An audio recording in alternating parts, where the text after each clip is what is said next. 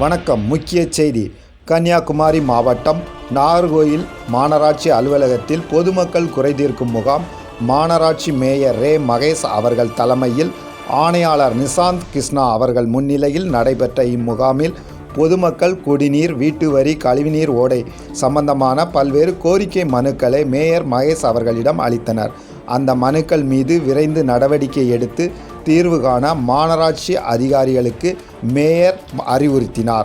இம்முகாமில் துணை மேயர் மேரி பிரின்சிலதா மற்றும் அதிகாரிகள் உடனிருந்தனர். முகாமில் பெறப்படும் மனுக்கள் மீது விரைந்து தீர்வு காணப்படுவதால் பொதுமக்கள் மேயர் மகேஷ் அவர்களுக்கு நன்றியையும் வாழ்த்துக்களையும் தெரிவித்தனர்.